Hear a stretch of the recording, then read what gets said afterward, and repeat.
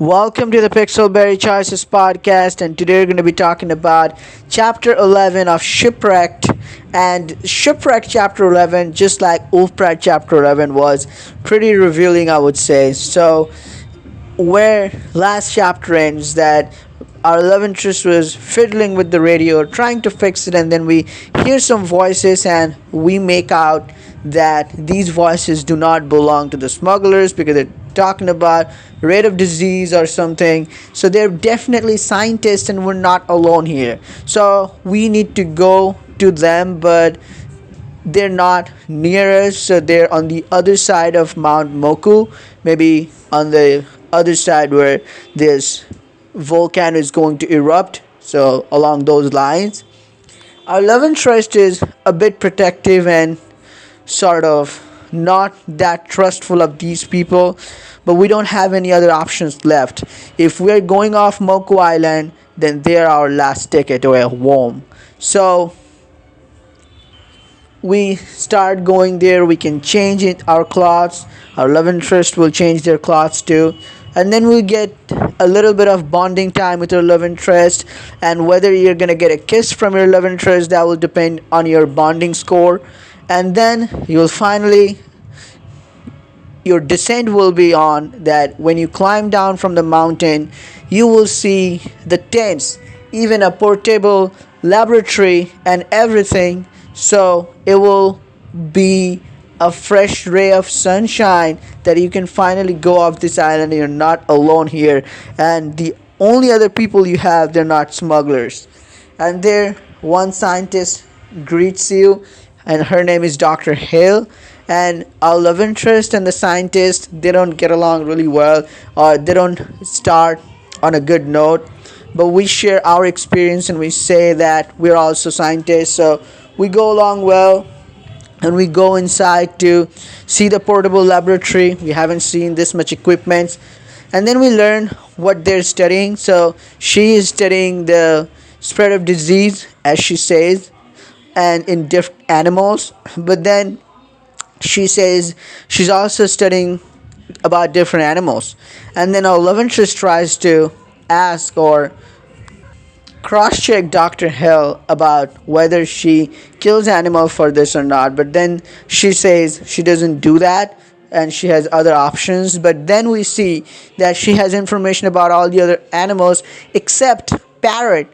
And now remember how we freed a parrot and how it was a trap where the parrot was stuck and the trap there was really unnatural.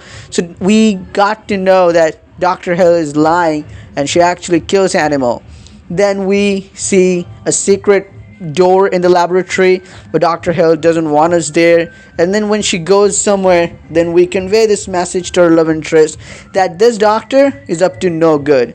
And then we can together go inside the laboratory and we can actually see that what we will see, like guns, like injection guns. So they have some serums there, so this, and their malaria's injection. So if you inject this malaria containing these malaria germs or those cells, so it would infect any animal or even any human being, and they will get this disease. And that's how they're killing them. First they're luring them in a trap, and they're doing all kind of inhuman and totally illegal things here.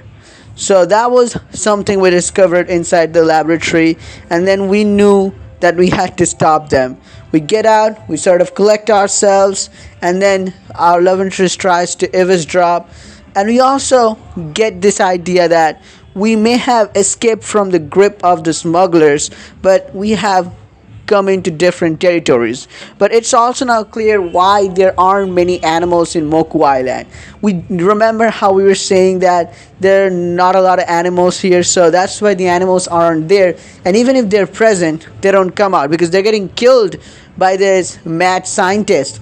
Or even how, in the dense forest, where in that forest the biodiversity, the ecosystem should be different, but it's empty, how we were talking about that few chapters ago.